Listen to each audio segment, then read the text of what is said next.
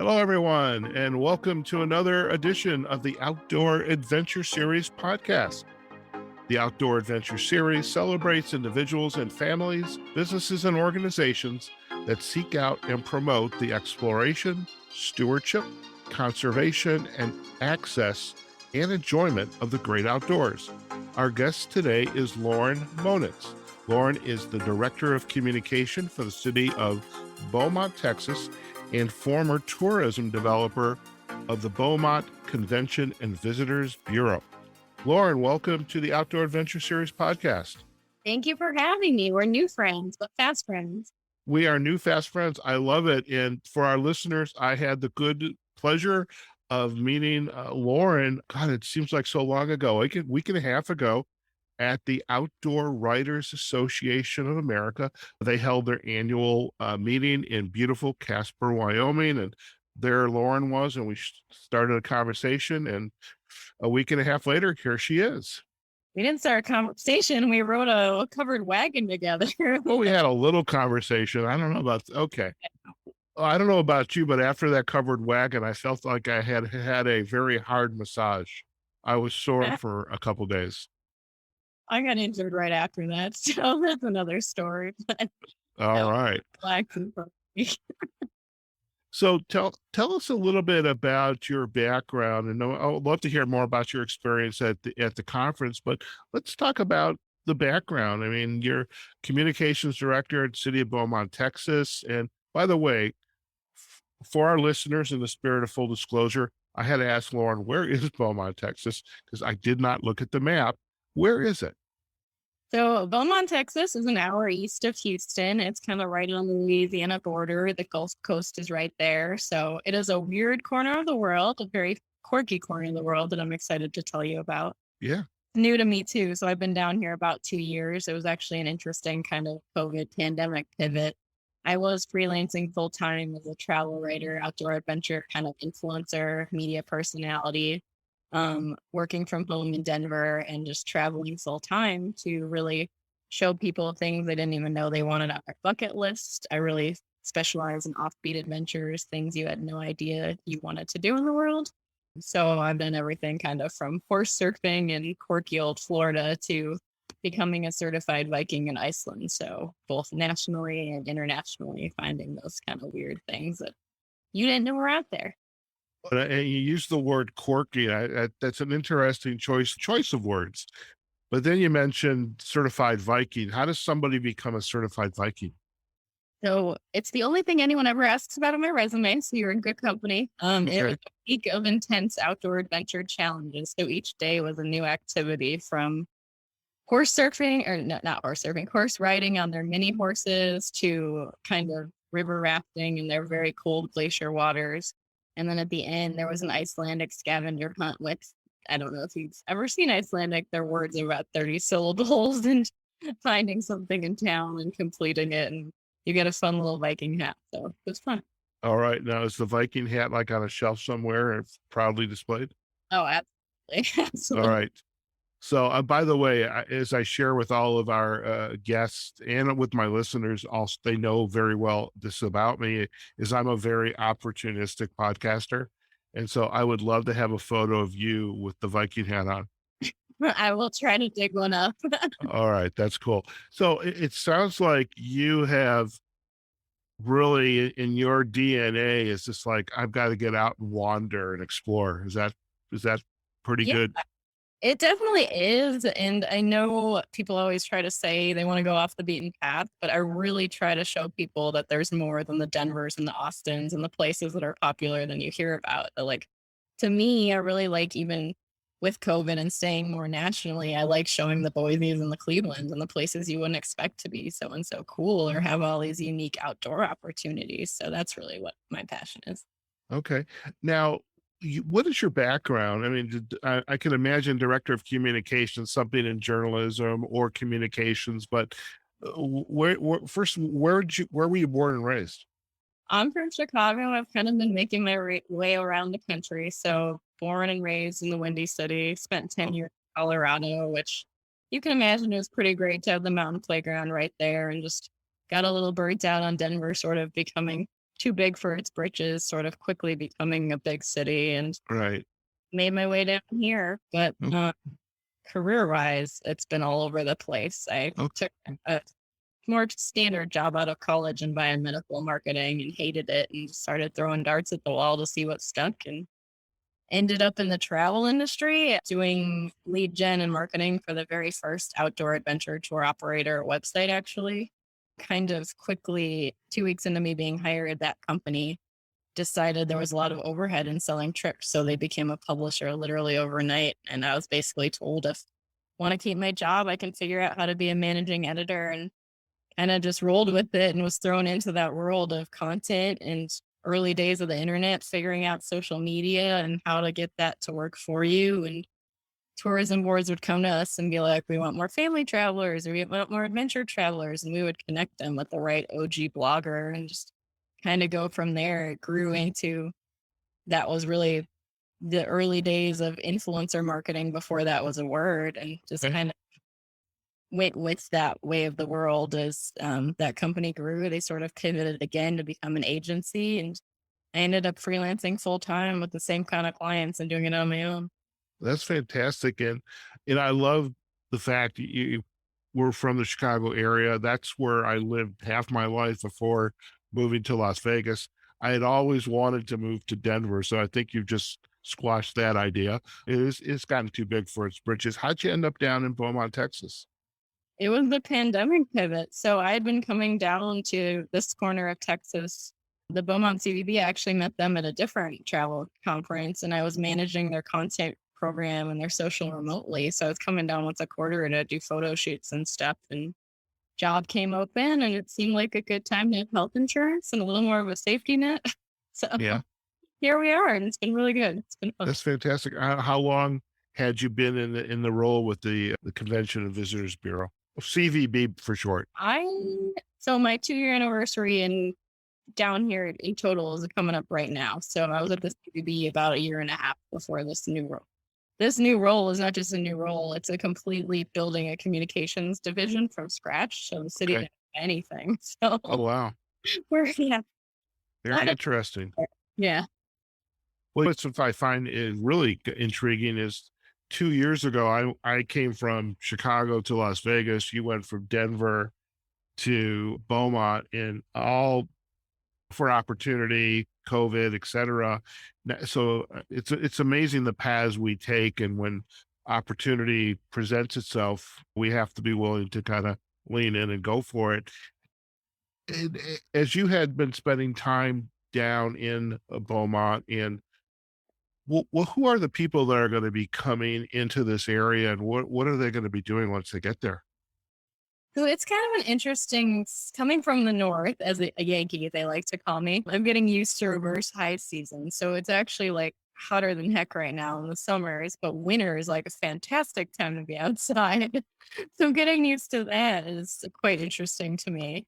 And people know this area for like the oil. It's really where oil started in Texas, but we're actually a huge birding destination. So we're on two of the migratory flyaways and literally like the very last point of the country before they head south. So anytime I'm here, you can see 250 species, and during migration, that gets all the way up to 400. So they've done a lot of cool stuff, kind of leaning into that ecotourism sector. They built this really cool nature boardwalk. It's actually a converted wastewater treatment plant that they've has now been named one of the best free outdoor attractions in Texas. So they're putting a lot of money into developing that. And every Saturday, there's free yoga, there's free kids crafts, just tons of free family stuff to do, free binoculars, free disc golf. There's a new nature center opening soon. We're also in this weird corner of the world where we're kind of equidistant from the beaches of the Gulf to the Big Thicket, which was the very first national reserve in the national park system. So it's kind of like a choose your own adventure. If you go to the beaches and do that stuff, there's tons of fishing. My boyfriend's like obsessed with the fishing down here. Or you go and hang out in the woods, which has the paddle trails and has tons of great camping. It has like 4 of the 5 carnivorous plant species. It's kind of a very strange biodiversity area that they call like the crossroads of America, just because there's so many ecosystems and things going on. Okay. I'm curious, when you were at the OWA conference last week, did you get a chance to meet Ruth Hoyt? I haven't met her. She's a very famous birding photographer, and she's down, maybe it's farther south. I don't know how far south you could go, but she's very big in the birding, and I know there's birding ranches out there where you just hang out in the blinds and you watch birds fly by. We do a lot of data on why people stay in our area, and people come here to bird for like 6+ days. Like, that's unheard of to me as someone who's like running around like, okay, what's the next waterfall? Like, where do I go? Like, what's the next adventure? These people just stand in one place looking at the birds. So Yeah. So for what is adventure for you? I'm curious about that now that you are down in Beaumont 2 years.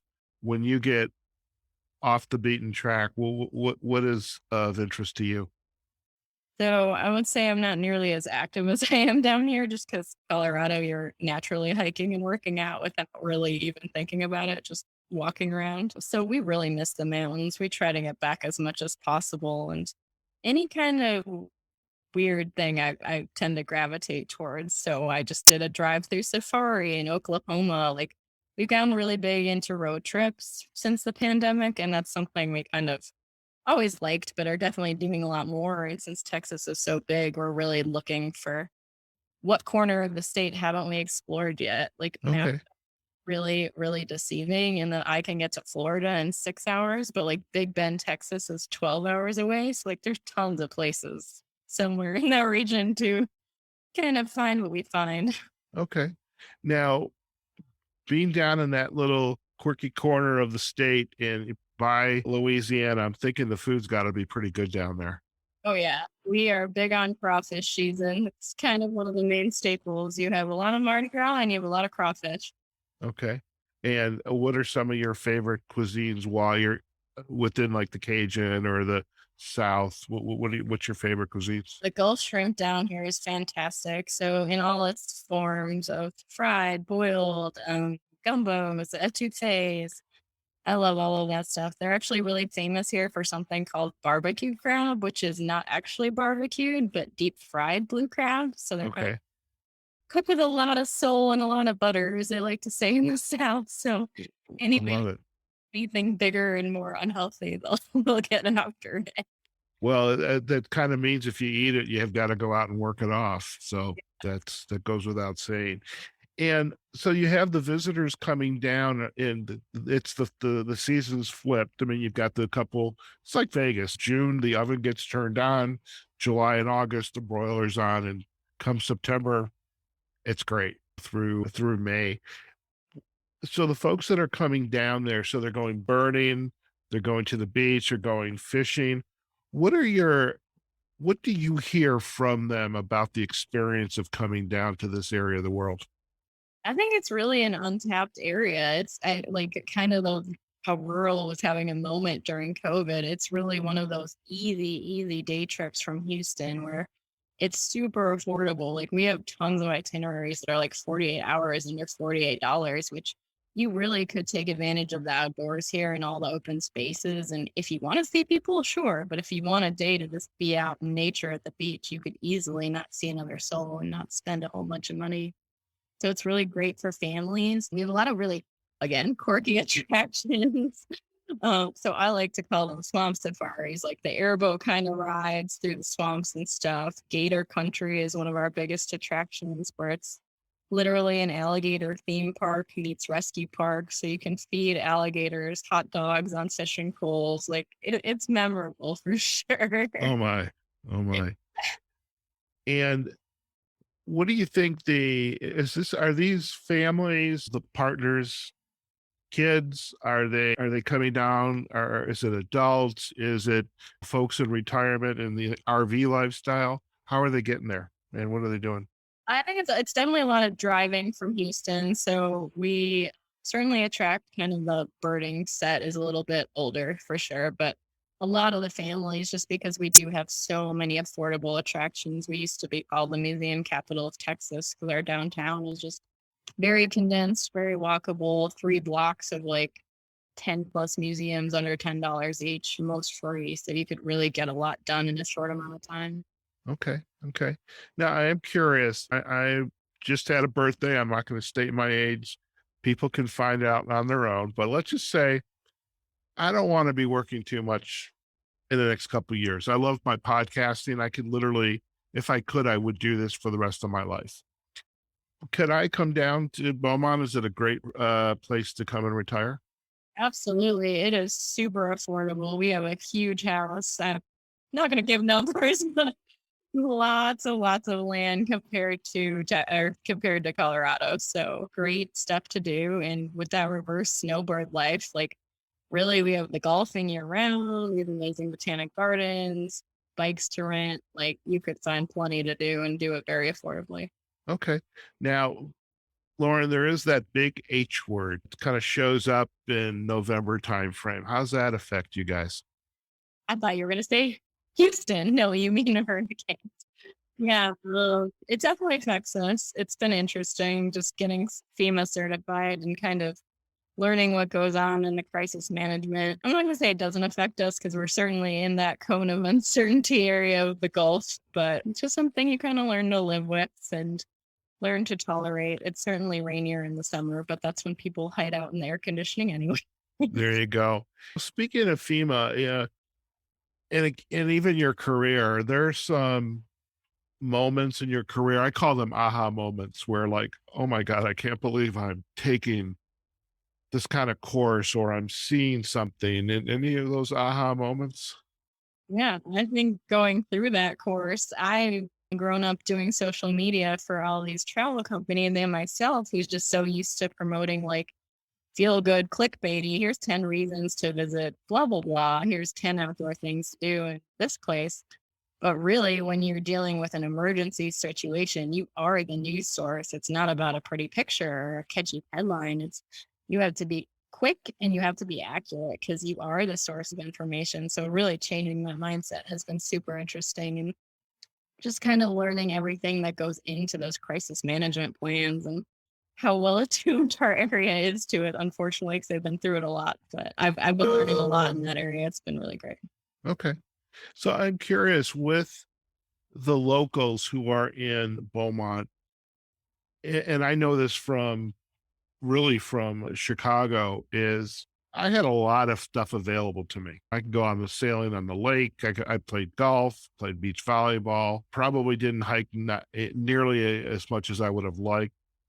I would imagine the locals that you kind of get into a routine. You get up, you have your coffee, you go to work or do whatever it is you do. You come back, rinse and repeat. Are there things that the locals are continuing to learn about what it means to live in Beaumont, Texas? Absolutely. And I think there's a level of you want to see it too. Like you want to go out and find new things to do. Like I live in Beaumont and I work downtown, but so our city is 120,000, but like there's 400,000 in Mid County, which is the Golden Triangle. It's like these three cities that make a triangle.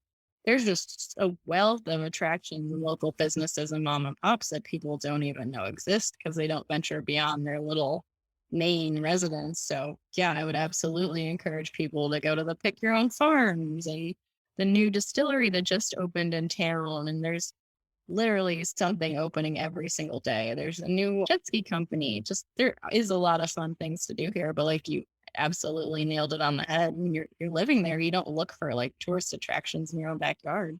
Sure. I'm curious as a former writer, freelance writer, and I'm a podcaster who's probably going to have to learn to do a little bit of freelance writing because I think there's has uh, organizations like yours or associations they talk about podcasting, but they really haven't thought about how do we implement something like this. If somebody were to come into say like Beaumont, Texas, and want to interview business owners about why they should be coming to Beaumont, Texas. And yeah, they visited the website and the CVB, but they still wanted to get the flavor from the businesses. What do you think those businesses would say about Beaumont to promote people like me or friends, family to come here and visit? I say it all the time, but I think people are our biggest resource by far. And you see it so much during the hurricanes and the emergencies where anyone will check on anyone on their street, drop off an extra food item they have. But in terms of the local businesses, like they rally around these mom and pops. Like literally one of the breweries was about to have to go out of business because of COVID and stuff. And the community came together and kind of did a Kickstarter to make sure that didn't happen. And um, even I hadn't even moved here yet, and I was already running into people I knew during errands and at the grocery store, and that's kind of sums it up. Of every errand's going to take 15 minutes longer than you wanted it to because it's going to be a 20-minute conversation with everyone in town, and that's just the vibe. Everyone is very welcoming. And there's a lot of or a good amount of turnover with some of the plants and some of those kind of workers. So it's a good amount of new people, and you're always meeting new people. But it's very much like a deep-seated Southern kind of we welcome everyone with open arms community. It's very Southern. And Okay, okay. And even the northerner like you or perhaps me. they can't understand me half the time, but they're welcoming. I love it. I love it. So I'm curious about, perhaps we would call it a side hustle. You're a prolific blogger. And so tell us more about that. So I had a good amount of, or have a good amount of followers on Instagram, just traveling and doing my adventures and stuff. So I try to show people different side of their favorite place, things they didn't know they wanted to do, things they didn't know existed. I would say Thailand and Turkey are two of my personal favorite countries because I kind of gravitate towards places that have that balance of city, country, mountains, and water. So I'll kind of hit all of those points. I've had some really crazy adventures like blackwater rafting in New Zealand. My last trip before the world shut down is I got to stay at the very first underwater hotel in the Great Barrier Reef. That was incredible. So, but then there's also the things like more US based that I want people to see. It's really approachable. Like some of the coolest waterfalls in the world are like hidden on an Indian reservation on the private side of the Grand Canyon. So Really? yeah, gotta apply for permits, and it's hard to get permits, but like, Okay. backyard. So when you get that permit and you need somebody to carry your camera bag, you let me know because Exactly. I love it. I love it. It in these adventures, I mean, obviously the Viking adventure sounds phenomenal. I imagine you've already seen the Northern Lights, just given the time you've been out there. Actually, not yet. That was supposed to be where we were gonna get married. Unfortunately, Ah, too. So it is on my bucket list for sure. okay. Yeah, I have the Northern Lights and I have a safari. I've never been on a safari. I mean, I watch these two YouTube videos channels all the time. It's like I've got to get there, but it'll come. It- uh, Thinking about your adventures aside the with the blogging, is there an adventure that really just brings back this flood of phenomenal memories for you? I don't know about phenomenal memories, but one of the most memorable was in Taiwan, actually. They had me hiking to a remote tribal village, which was like basically sequestered in this corner of a national park that you would never know existed. So it was quite an adventure. I would say they had us hiking in hurricane season. So it was kind of straight up a mudslide. And we stayed overnight in this remote tribal village, which was basically a lady's converted barn. She spoke no English and 11 cats that had all been shot. Like it was crazy. It was one of those moments of like, this tourism board is based in LA. They've probably never been to this country. They probably have no idea what they're sending me to. They just read something and thought it was cool. And that was really kind of one of my aha moments of, I think I could probably be making these itineraries a little bit better than them. Just knowing my audience and knowing the season and knowing that adventure doesn't necessarily mean extreme adventure. Right. Kind of finding that balance of, yeah, we want to show the off the beaten path stuff, but like maybe let's do the safe touristy stuff first and then kind of gradually build up to. I like that approach. I like that approach.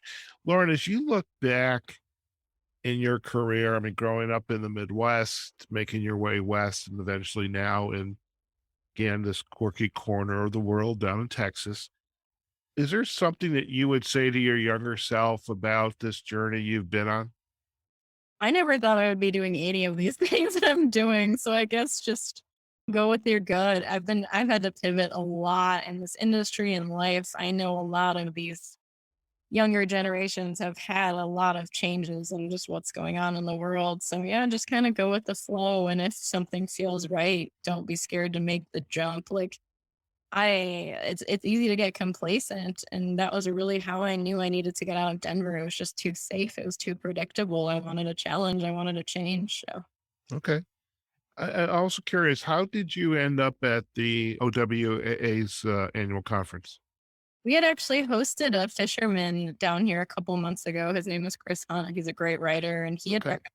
to us. So he had sort of been connected to our area through one of the other members through Kay and Gulf Shores. And it all kind of came full circle. And he was like, y'all will get a lot out of this too. So Oh, excellent. So I'm going to see you next year yeah, in Gulf Shores. Excellent. hopefully you do a pre-trip in our area because we're not that far.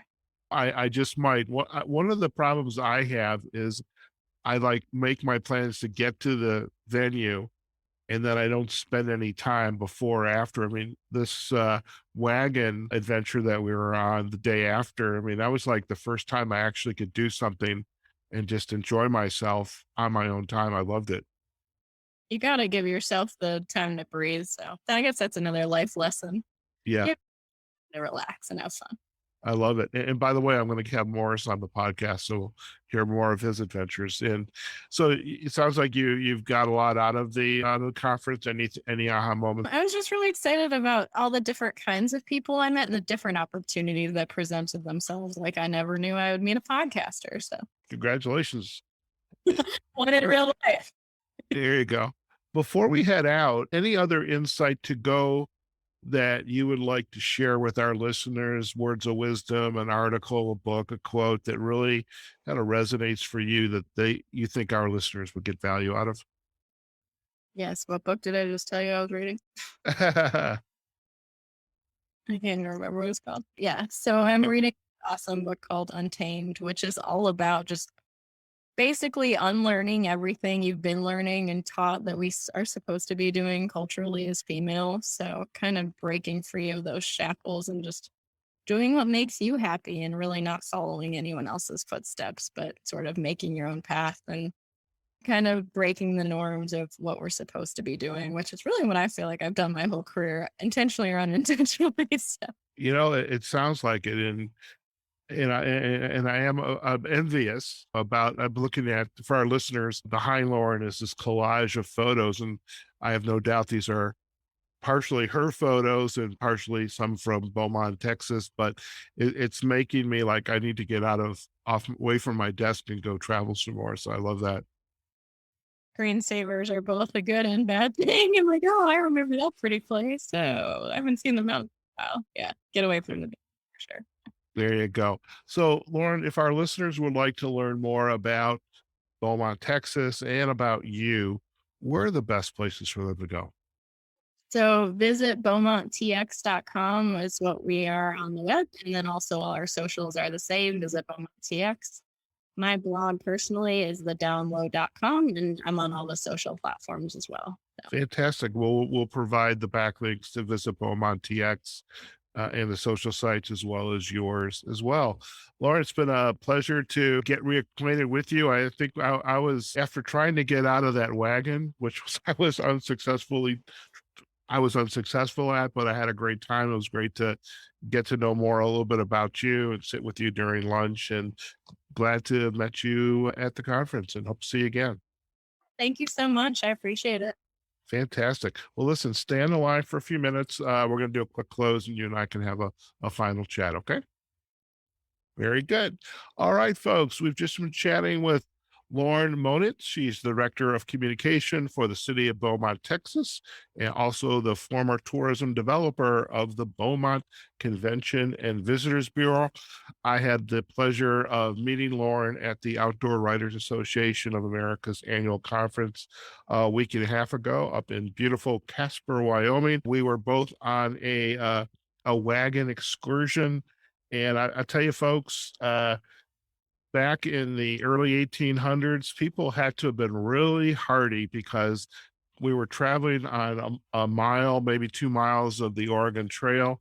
and I felt like I had had an unbelievably hard massage. I was so sore the next day, but what a great experience. And what I love about conferences like this is I get to meet folks like Lauren and then continue that conversation uh, on shows like our Outdoor Adventure Series podcast and get to learn more about her work. And now we also know more about Beaumont, Texas. And now I'm intrigued. I've got to get down there because between hiking, biking, birding, photography, good food, always good food. I can't think of a better place. You need to check out the web and social sites that Lauren shared with us for Beaumont, Texas. Definitely go out and visit their website, visit beaumonttx.com. And we're also going to provide backlinks to their social sites.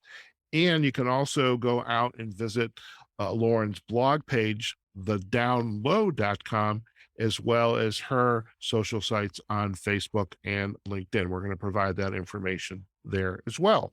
So I hope you enjoyed today's episode of the Outdoor Adventure Series. Do check us out on our website, outdooradventureseries.com. We're on Facebook and LinkedIn, our Outdoor Adventure Series pages.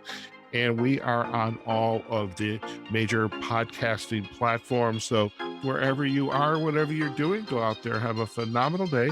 And we look forward to seeing you on a future episode of the Outdoor Adventure Series podcast. Take care now.